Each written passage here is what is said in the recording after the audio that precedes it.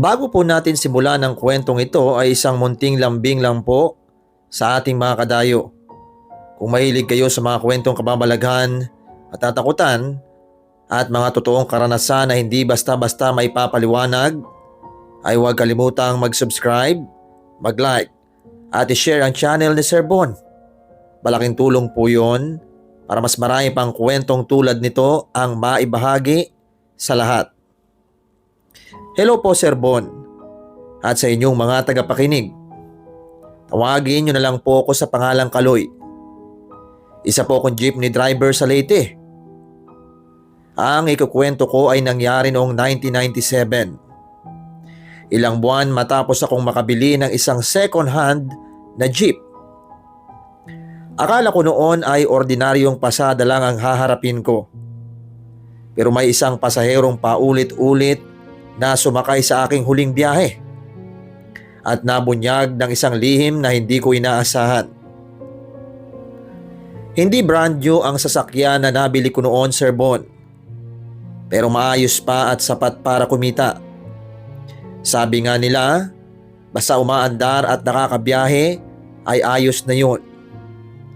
Wala rin naman akong gaanong alam sa naging history ng jeep. Ang nakausap ko lang kasi noon ay ang babaeng nagbenta noon sa akin. Hindi ko na rin masyadong inusisa dahil maayos naman ang mga papeles at wala naman akong nakitang problema. Karaniwan hanggang alas 12 ng gabi ako bumabiyahe. Kahit pagod na, ay kailangan ko pa rin magsikap dahil hindi sapat ang kita sa maghapon. Madalas may ilang pasahero pang naghahabol ng uwi galing trabaho, palengke o kung saan man sila nanggaling. Hanggang sa isang gabi, habang papalapit na ang hating gabi ay may sumakay na babae. Tahimik lang siya. Umupo siya sa likurang bahagi ng jeep, malapit sa bintana. Mahaba ang buhok niya at nakasuot ng simpleng puting damit. Hindi naman yun kakaiba dahil marami rin namang ganong manamit noon. Hindi rin siya mukhang gusgusin o kung anuman. Para lang siyang ordinaryong pasahero na pagod at gustong makauwi. Hindi rin siya nagsasalita. Pagkasakay niya ay agad siyang nagbayad. Kaya hindi ko na siya gaanong pinansin. Sa trabaho kasi namin ay sanay na kaming makakita ng iba't ibang klase ng tao. May tahimik, may madaldal at may nakatulog na sa biyahe. Kaya wala naman akong nakitang kakaiba sa kanya. Nang makarating kami sa may lumang sementeryo sa bayan ay pumara siya. Huminto naman ako. Pagkababa niya ay dumiretso siya sa malaking bakal na gate ng sementeryo. Madilim na noon at halos wala ng tao sa paligid. Pero iniisip ko na baka may binibisita siyang kamag-anak na nakaburol o baka may ibang dahilan siya roon. Pagkatapos noon ay ipinagpatuloy ko lang ang pasada ko. Hindi ko na siya gaanong inisip. Pero makalipas ang ilang araw ay muli ko siyang nakita. Parehong oras at halos alas 12 na naman ng gabi. Parehong pwesto rin ang inupuan niya. At nang makarating sa sementero ay doon ulit siya bumaba. Doon ko pa lang siya medyo napansin. Hindi dahil sa nakakatakot siya, kundi dahil parang eksaktong-eksakto ang ginagawa niya sa bawat pagsakay. Lumipas pa ang ilang linggo. At napansin kong 2 beses halos bawat linggo ko siyang nakikita. Palagi sa huling biyahe, sa parehong upuan at palagi ring sa sementeryo bumababa. Pero dahil nagbabayad naman siya at wala namang ginagawang masama ay hindi ako nagtaka. Sa isip ko ay isa lang talaga siyang regular na pasahero. Gayunpaman, habang tumatagal ay may ilang bagay akong hindi maipaliwanag. Kapag pababa na siya ng jeep ay parang biglang lumalamig ang hangin sa loob. Kahit mainit ang gabi, ay may kakaibang lamig na dumadaan. Noong una ay binaliwala ko lang. Baka guni-guni ko lang o dala ng pagod. Pero isang gabi, Habang papalis na siya sa sementeryo, ay napatingin ako sa salamin sa harapan ng jeep. At doon ko napansin ang bagay na hanggang ngayon ay hindi ko pa rin makalimutan. Kita ko ang mga bakanting upuan sa likod. Kita ko rin ang ilaw sa loob ng jeep. Pero ang babaeng kasasakay lang noon ay parang wala akong nakitang refleksyon niya sa salamin.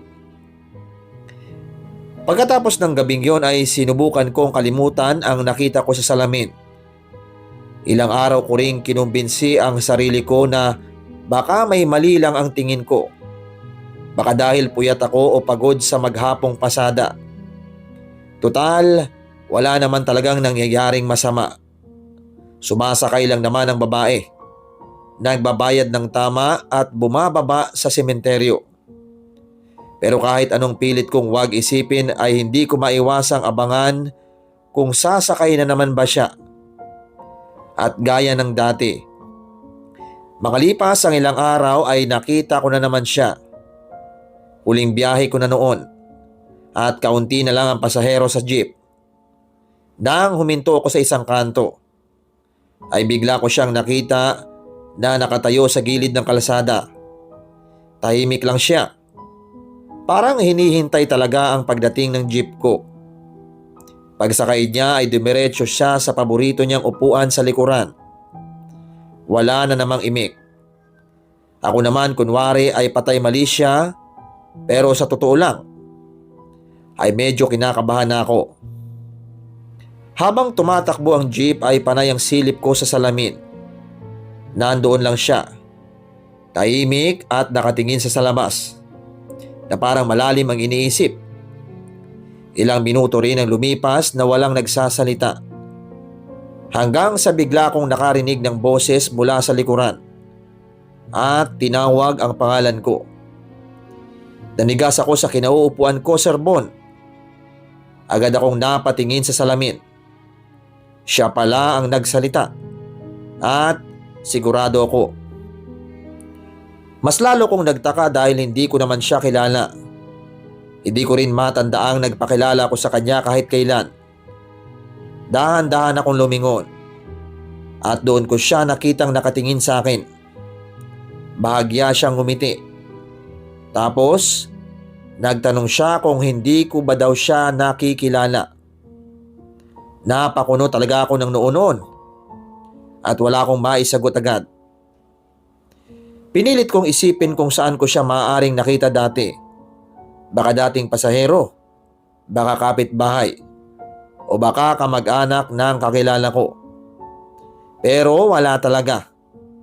Walang pumapasok sa isip ko. Kaya umiling ako at sinabi kong hindi ko siya kilala. Pagkasabi ko noon ay biglang nagbago ang ekspresyon niya. Nawala ang ngiti at tahimik siyang tumingin sa harapan. Pagkatapos ng ilang segundo ay muli siyang nagtanong kung hindi ko ba daw siya talaga nakikilala. Mas lalo kong kinabahan. May kakaiba sa paraan ng pagsasalita niya. Parang hindi siya nagtatanong at parang sigurado siyang kilala ko. Hindi na ako nakasagot. Tahimik na lang kaming dalawa hanggang makarating sa sementeryo. Pumara siya at bumaba.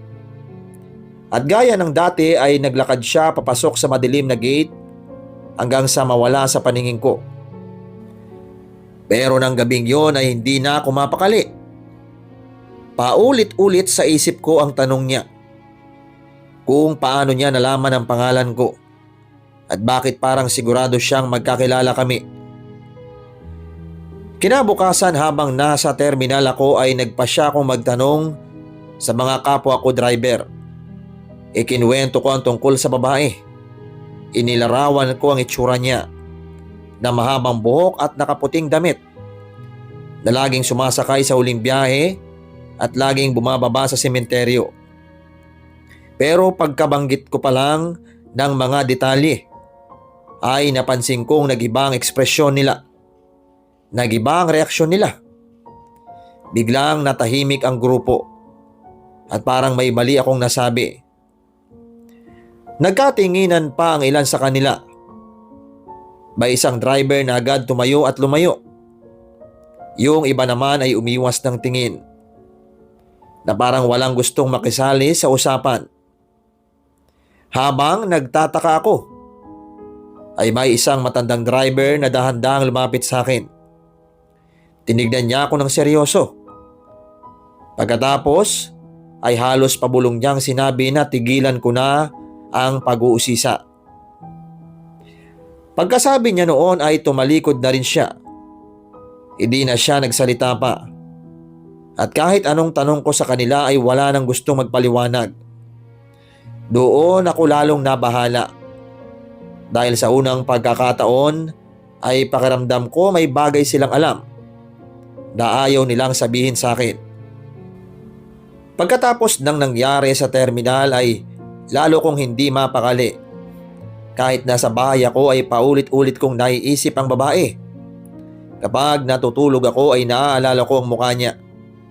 Kapag nagmamaneho naman ako ay naiisip ko ang tanong niya.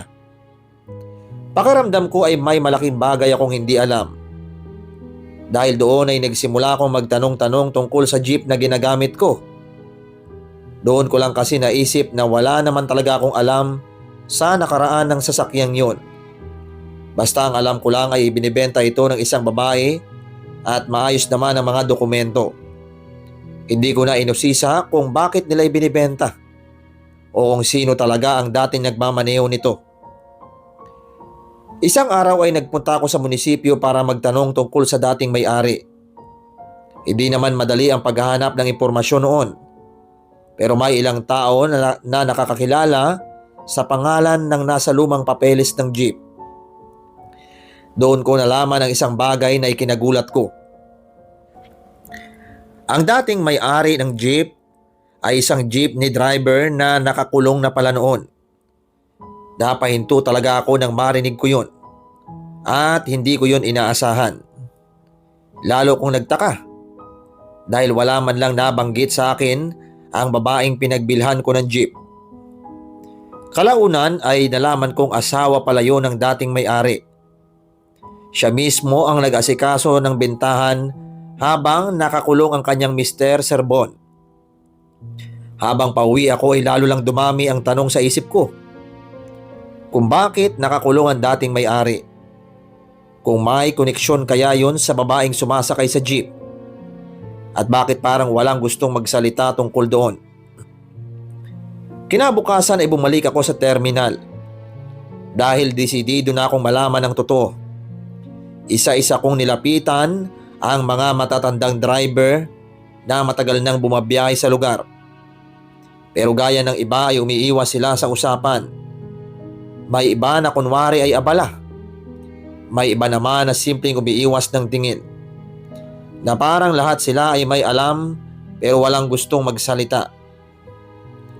Habang nakaupo ako sa isang bangko sa terminal ay may isang matandang driver ang lumapit sa akin.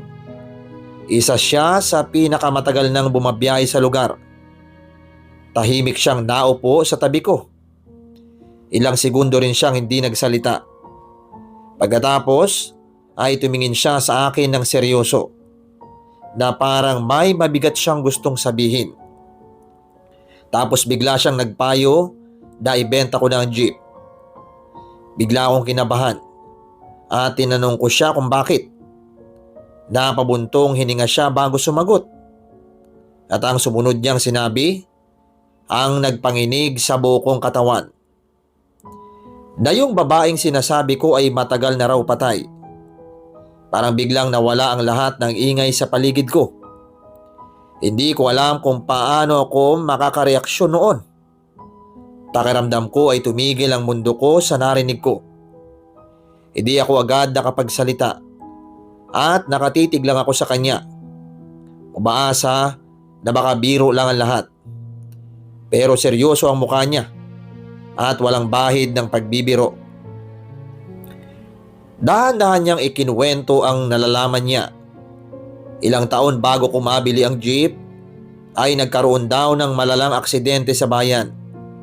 Isang babae ang nasagasaan ng jeep habang tumatawid sa madilim na bahagi ng kalsada. Ayon sa mga nakasaksi ay malakas ang pagkakabangga, Sir Bon. Dinala pa raw ito sa ospital pero hindi na umabot ng buhay. Kalaunan ay nakasuhan ng driver at iyon ang dahilan kung bakit ito nakakulong. Habang nakikinig ako, pakiramdam ko ay lalo kong nilalamig dahil unti-unting nagdudugtong-dugtong ang mga bagay na matagal nang gumugulo sa isip ko. Pagkatapos noon ay may isa pa siyang sinabi na mula raw nang mangyari ang aksidente ay may mga chismis na kumakalat sa mga driver. May ilan daw na nagsasabing may babaeng nakikitang sumasakay sa jeep tuwing madaling araw. Parehong babae, parehong itsura, at pareho ring bumababa malapit sa sementeryo. Pero nang subukan kong magtanong pa ay umiling na lang ang matandang driver. Hindi na siya nagsalita. At gaya ng iba, ay parang ayaw na rin niyang pag-usapan pa yon. Noong araw na yon ay umuwi akong takot na takot. Pero kasabay ng takot na yon ay isang matinding kagustuhan na malaman ang buong katotohanan sa likod ng babaeng patuloy na sumasabay sa aking huling biyahe. Simula noon ay halos ilang gabi na akong hindi nakatulog ng maayos, Sir Bon. Kahit nakapikit ako ay mukha ng babae ang paulit-ulit kong nakikita sa isip ko. Minsan, naisip ko na wag na lang alamin ang totoo. Pero mas lalo naman akong nababagabag kapag hindi ako makakahanap ng sagot. Hanggang isang gabi ay napagdesisyonan kong puntahan na mismo ang asawa ng dating may-ari ng jeep. Kabado akong nagtungo sa bahay nila. Pagdating ko roon, ay halos hindi ko alam kung paano sisimulan ang sasabihin ko. Pakiramdam ko kasi baka may mabuksan akong lihim na mas mabuti pang hindi ko malaman. Pero wala na akong ibang pagpipilian at kailangan ko na ng sagot. Nang makita ko ang babae ay agad kong ipinaliwanag kung sino ako at kung bakit ako naroon. Habang nagsasalita ako ay parang gusto ko nang maiyak sa sobrang pagod at takot. Tahimik lang siyang nakinig. At pagkatapos ng ilang sandali ay umupo siya at biglang napaiyak. Doon ko naramdaman na totoo nga ang lahat ng hinala ko. Dahan-dahan niyang ikinuwento ang nangyari, Sir Bon. Ilang taon na raw ang nakalipas nang mangyari ang aksidente. Huling biyahe rin noon ng kanyang asawa. Madilim ang kalsada at kakaunti na lang ang tao sa paligid. Bigla raw may babaeng tumawid. Masyadong mabilis ang pangyayari at hindi na maiwasan ng jeep.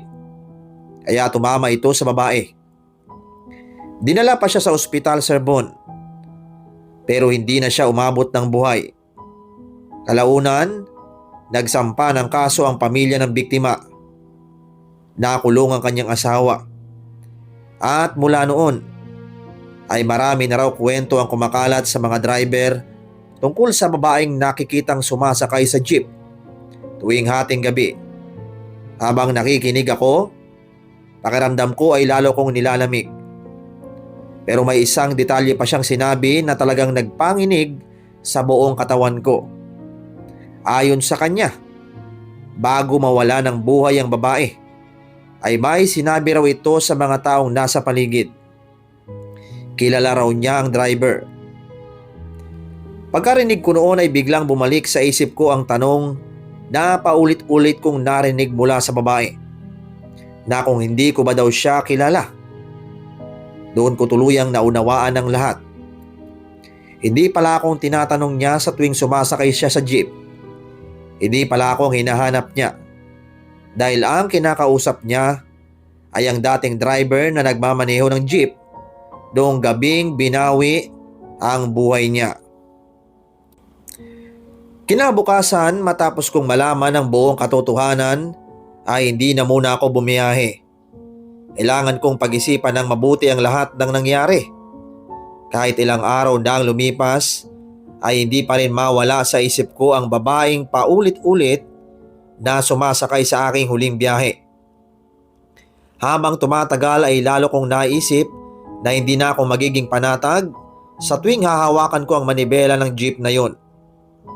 Hindi dahil sa takot na may mangyaring masama sa akin, kundi dahil pakiramdam ko ay may mabigat na kwento itong dala na hindi ko naman bahagi. Pagkaraan ng ilang linggo ay nagdesisyon akong ibenta ng jeep, Sir Bon. Hindi ko na hinintay na muling makita ang babae. Sapat na ang lahat ng nalaman ko para maintindihan kung bakit siya nagpapakita. May bumili naman agad ng sasakyan. Matapos kong ayusin ang mga papeles, dinagdag ko rin ang aking naipon at kumuha ako ng brand new na jeep. Simula noon ay mas naging magaan ang pakiramdam ko sa bawat pasada. Hindi na ako nakakita ng babaeng sumasakay tuwing alas 12 ng gabi. Hindi na rin bumalik ang kakaibang lamig na dati kong nararamdaman. Pero hanggang ngayon ay malinaw pa rin sa alaala ko ang huling gabing nakita ko siya, na habang naglalakad siya papasok sa sementeryo ay bahagya siyang lumingon sa akin at ngumiti. Hindi yun ngiting nakakatakot at hindi rin mukhang galit, na para bang may matagal na siyang gustong iparating. At sa wakas ay may nakarinig din sa kanyang kwento. At doon ko naisip na baka hindi naman talaga siya naghahanap ng paghihiganti. Baka ang gusto lang niya ay may makaalam sa nangyari sa kanya at maalala ang kanyang huling biyahe. Maraming salamat po, Sir Bon, sa pagbibigay ng pagkakataon na maibahagi ko ang karanasang ito. Hanggang ngayon ay hindi ko pa rin ito lubos na may paliwanag. Pero isa itong bagay na hindi ko kailanman malilimutan. Maraming salamat sa iyo, Kaloy, at sa lahat ng nakinig. Minsan may mga pangyayaring hindi natin kayang ipaliwanag, pero mahalagang harapin natin ang katotohanan at matuto mula rito. Pahalagahan natin ang buhay, maging maingat sa daan, at huwag basta baliwalain ang mga kwentong may aral na dala. Ingat po tayong lahat, mga kadayo.